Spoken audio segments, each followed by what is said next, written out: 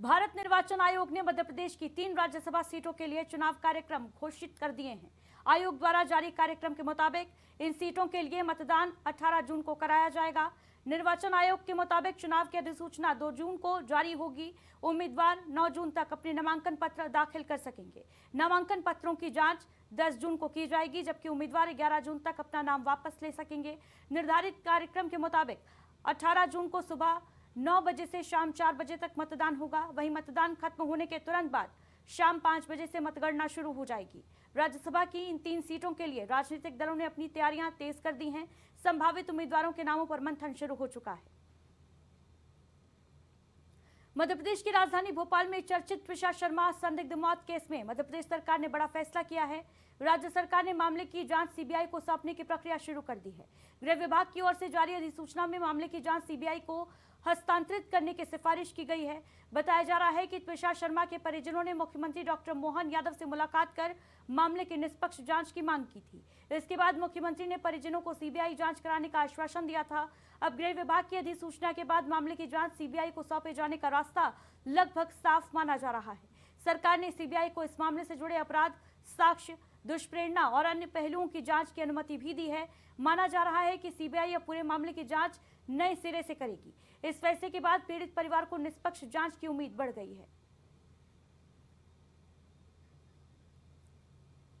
वहीं भोजशाला को लेकर मध्य प्रदेश हाईकोर्ट के फैसले के बाद गुरुवार 22 मई का दिन बेहद ऐतिहासिक माना जा रहा है। दरअसल कड़ी सुरक्षा के बीच शुक्रवार सुबह भोजशाला में हिंदू समाज द्वारा विधि विधान से पूजा अर्चना की गई। बताया जा रहा है कि करीब 721 साल बाद ऐसा पहली ही बार हुआ है जब शुक्रवार के दिन भोजशाला में हिंदू समाज खुले रूप से पूजा कर रहा है। इसे लेकर श्रद्धालुओं और हिंदू संगठनों में खासा उत्साह है। सुबह से ही मंदिर परिसर में बड़ी संख्या में श्रद्धालु पहुंचने लगे।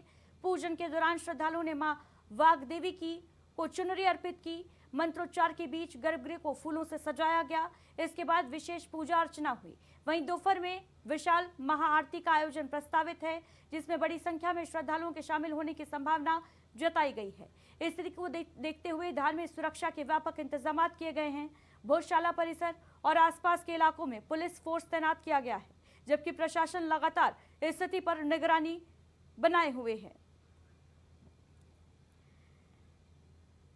तो देखिए, भोजशाला के लिए आज का दिन बेहद ऐतिहासिक रहा, क्योंकि 721 साल के बाद ऐसा पहली बार हुआ है जब शुक्रवार के दिन भोजशाला में वैदिक मंत्रोच्चार हो रहा है, पूजा अर्चना हो रही है, शंखनाद किया जा रहा है।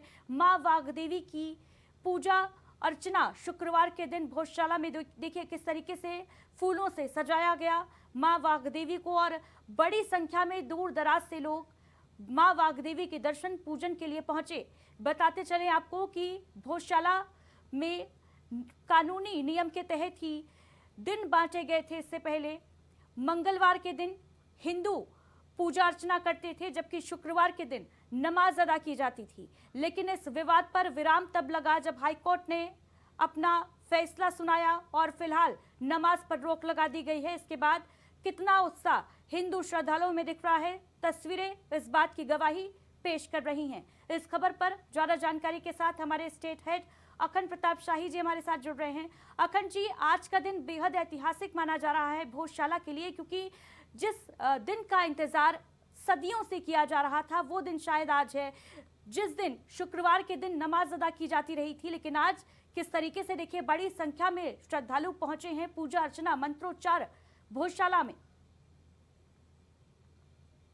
बिल्कुल अलग नजारा जिसको इसके पहले भोजशाला में नहीं देखा गया था, और इसके लंबे संघर्ष के बाद जो कोर्ट के आदेश के बाद ये फैसला हुआ कि वहां पे मंदिर के अवशेष हैं और मंदिर है वहां पे, इस तरीके की बात जब सामने आई उसके बाद से ये पहला शुक्रवार था जब आज नमाज अदा होनी थी, जो कि परंपरा के बीच में जो परंपरा चली आ रही थी कि वहां पे शुक्रवार को नमाज अदा होती थी।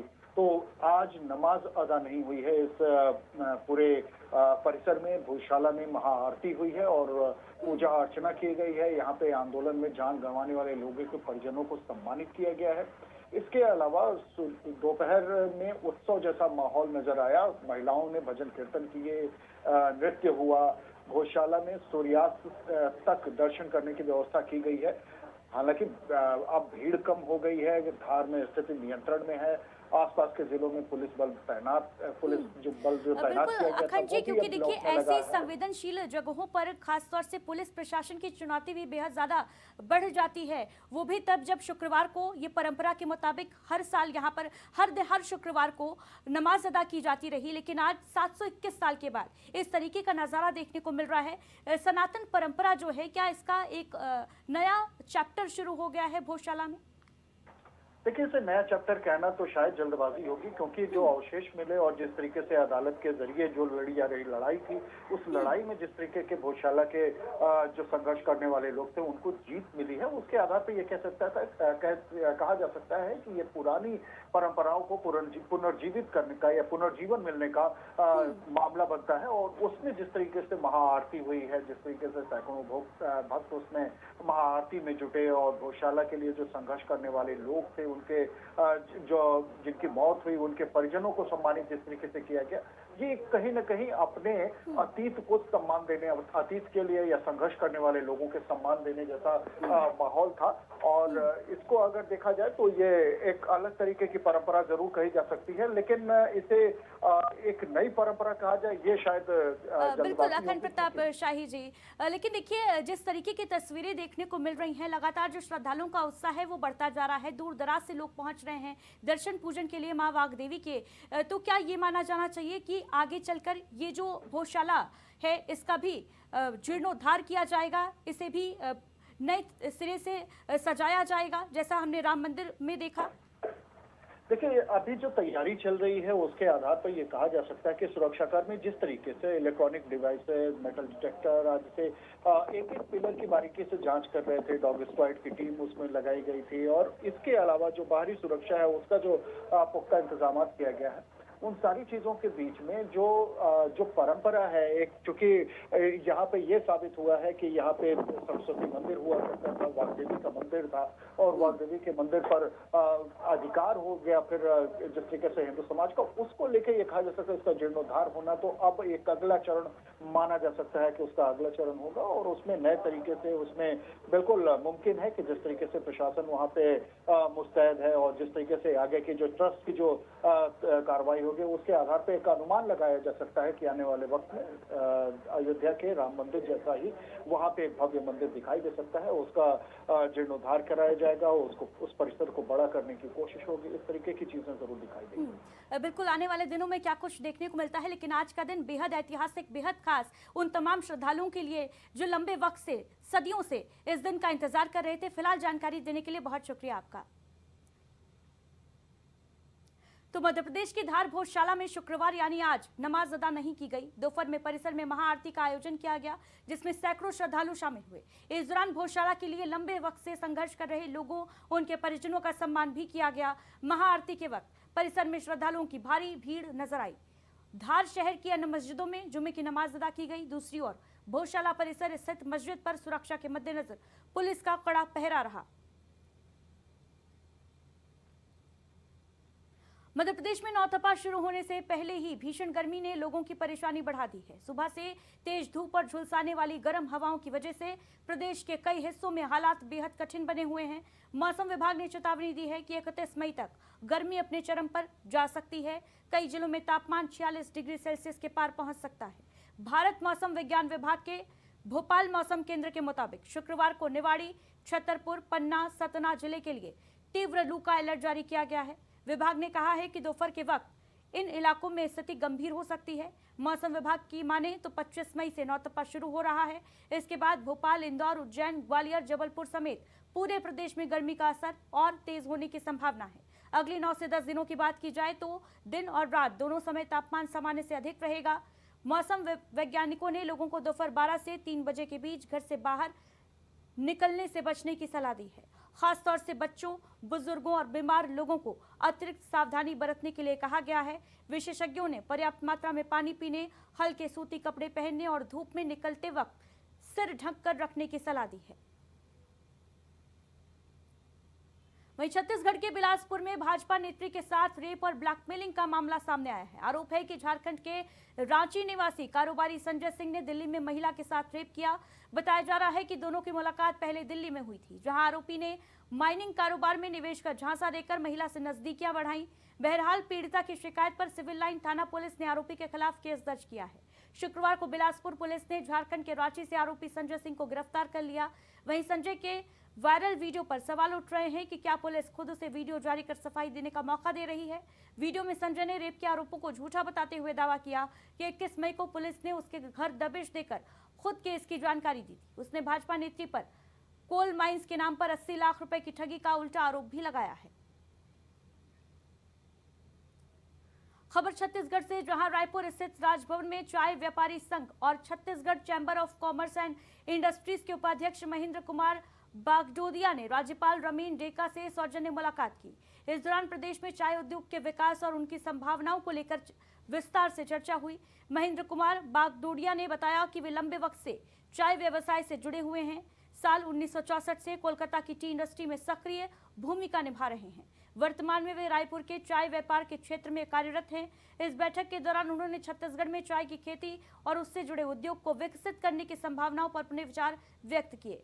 राज्यपाल रमीन डेका ने भी असम के चाय बागानों का उल्लेख करते हुए प्रदेश में चाय उद्योग को बढ़ावा देने के विभिन्न पहलुओं पर चर्चा की। छत्तीसगढ़ के दुर्ग जिले में शुक्रवार को एक मकान से दंपति और उनके 2 बच्चों के संदिग्ध हालातों में शव मिले। शुरुआती जांच में आशंका जताई जा रही है दंपति ने पहले दोनों बच्चों की हत्या की, इसके बाद खुद फांसी लगाकर आत्महत्या कर ली। मौके से सुसाइड नोट भी मिला है जिसमें आर्थिक तंगी और पारिवारिक विवाद का जिक्र है। परिवार तिरुपति बालाजी के दर्शन कर लौटा था। घटना मोहन नगर थाना क्षेत्र की है। शुरुआती पूछताछ और आसपास के लोगों से मिली जानकारी के मुताबिक परिवार की आर्थिक हालत ठीक नहीं होने की बात सामने आई है। आशंका जताई जा रही है कि आर्थिक तंगी और पारिवारिक तनाव के चलते दंपति ने ये आत्मघाती कदम उठाया होगा। हालांकि पुलिस ने आत्महत्या के पीछे की वजहों का अभी कोई आधिकारिक ऐलान नहीं किया है। पुलिस घर से मिले साक्ष्यों और मोबाइल कॉल की डिटेल्स खंगाल रही है। छत्तीसगढ़ के रायगढ़ जिला में लगातार सड़क दुर्घटनाएं हो रही हैं। इसको लेकर सुरक्षित यातायात व्यवस्था बनाए रखने के लिए ट्रैफिक पुलिस ने विशेष अभियान चलाते हुए एक दिन में 120 भारी और छोटे वाहनों पर कार्रवाई की। इनसे 1,51,000 रुपए की चालान वसूले गए। यातायात पुलिस की टीम ने नेशनल हाईवे, स्टेट हाईवे और शहर के मुख्य चौक चौराहों पर जांच शुरू की। ट्रैफिक पुलिस की अलग अलग टीम यातायात नियमों का उल्लंघन करने वालों पर नजर रख रही थी। इस अभियान के दौरान सबसे अधिक कार्रवाई गिरवानी पूंजीपथरा मार्ग पर की गई, जहां भारी वाहन नियमों का उल्लंघन करते मिले। ट्रक और डंपर ओवर स्पीड चल रहे थे तो कई चालक खतरनाक तरीके से वाहन चलाते देखे गए। छत्तीसगढ़ में गर्मी लगातार बढ़ रही है। मौसम विभाग ने अगले 5 दिनों तक अलग अलग इलाकों में हीट वेव चलने की आशंका जताई है। वहीं अगले 4 दिनों की बात की जाए तो अधिकतम तापमान में 1 से 3 डिग्री सेल्सियस तक इजाफा हो सकता है। इसके बाद तापमान में ज्यादा बदलाव नहीं होगा। सुबह 11 से 12 बजे के बीच घर से न निकलने की अपील की गई है। इस 1 घंटे के दौरान प्रदेश में यूवी रेज की तीव्रता एक्सट्रीम लेवल पर होगी, यानी इस बीच अगर आप सीधे सनलाइट के कांटेक्ट में आते हैं तो आपकी त्वचा, आंखों को नुकसान ज्यादा हो सकता है। डॉक्टर्स बताते हैं कि ऐसी स्थिति में कुछ ही मिनटों पर त्वचा पर सनबर्न, आंखों में जलन, डिहाइड्रेशन और हीट स्ट्रोक जैसी गंभीर समस्याएं हो सकती हैं।